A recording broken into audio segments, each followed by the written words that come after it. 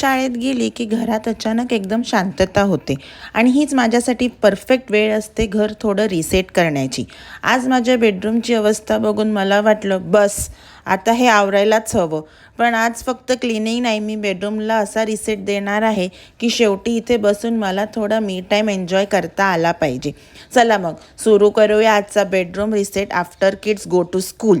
तर इथे मुलं शाळेत गेली होती आणि तुम्ही बघू शकता की माझ्या बेडवर किती सगळा पसारा होता. ब्लँकेट घडी करायचे होते, त्यांना जागेवर ठेवायचे होते. मुलं तयार झाले होते, सो त्यांचे पण कपडे तसेच पडले होते. सो इथे मी सगळ्यात आधी ब्लँकेट घडी करण्यापासून सुरुवात केली. मला असं वाटतं ना, एकदा बेडरूम रिसेट झाली आणि बेड सेट झाला की दिवसाची अर्धी सुरुवात होऊनच जाते आणि फ्रेश सुरुवात होते. मुलांना स्कूलसाठी तयार करताना सकाळी आपल्याकडे स्वतःचा बेडरूमकडे बघायलासुद्धा वेळ नसतो. कुठे कपडे, कुठे बेडशीट, कुठे मुलांच्या वस्तू आणि कधीकधी आपली स्वतःची वस्तू कुठे ठेवली आहे आपल्यालाच आठवत नाही. पण मला एक गोष्ट जाणवली आहे, घर पूर्ण स्पॉटलेस असण्यापेक्षा घर रिसेट झालेलं असणं जास्त इम्पॉर्टंट आहे.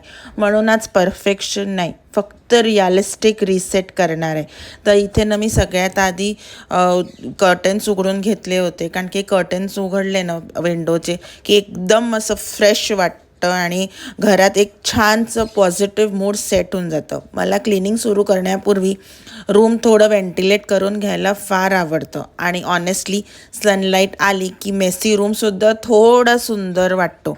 आता पुढचं काम थोडं बोरिंग आहे, पण याचमुळे बेडरूम लगेच मोठं आणि क्लीन दिसायला लागणार आहे.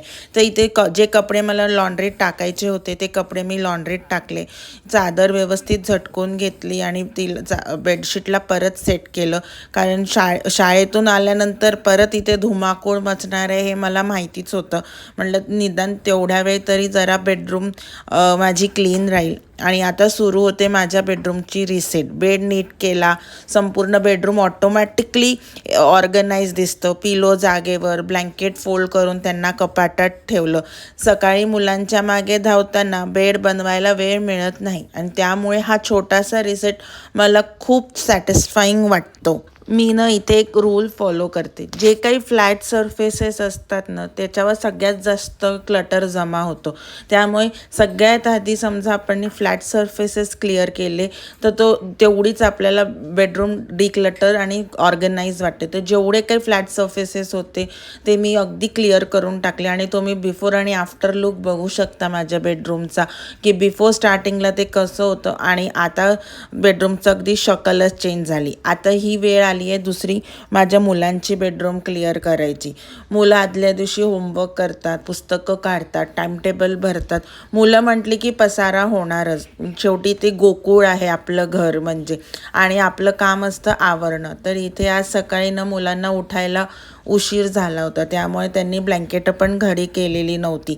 नाहीतर जनरली ती लोक त्यांची ब्लँकेट घडी करून ठेवतात, मला करावी नाही लागत.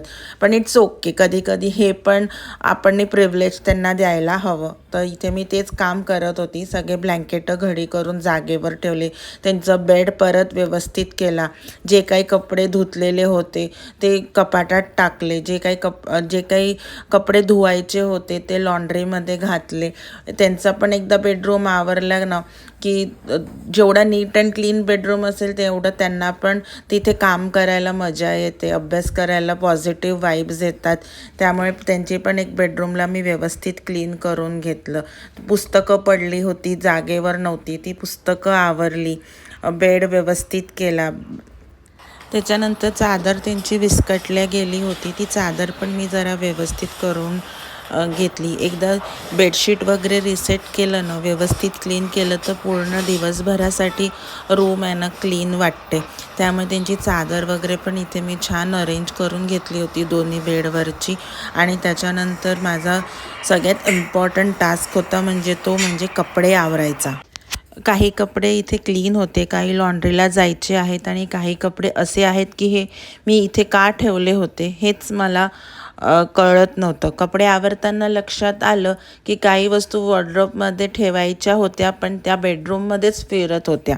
माझ्या मते ऑर्गनायझेशन फक्त फक्त प्रत्येक वस्तूला एक फिक्स्ड होम देणं आहे. त्यामुळे जे कपडे वॉर्डरोबचे आहेत ते वॉर्डरोबमध्ये, ॲसेसरीज त्यांच्या जागी आणि जे लॉन्ड्रीचे आहेत ते लॉन्ड्री बास्केटमध्ये. अशा छोट्या छोट्या हॅबिट्समुळे पुढच्या वेळी क्लिनिंग करताना आपल्याला वेळ खूप वाचतो. तर हा होता माझा after kids go to school bedroom reset. जर तुम्हालाही मुलं स्कूलला गेल्यावर घर रिसेट करायला आवडत असेल तर कमेंटमध्ये रिसेट लिहा. आणि तुम्हाला हा रिअलिस्टिक होम रुटीन आवडला असेल तर व्हिडिओला लाईक करा, सबस्क्राईब करा आणि पुढच्या व्लॉगमध्ये पुन्हा भेटूया. तोपर्यंत तुमच्या घराला परफेक्ट बनवायची गरज नाही, फक्त थोडंसं रिसेट करा आणि स्वतःसाठी थोडासा वेळ काढा. थँक्यू. बाय.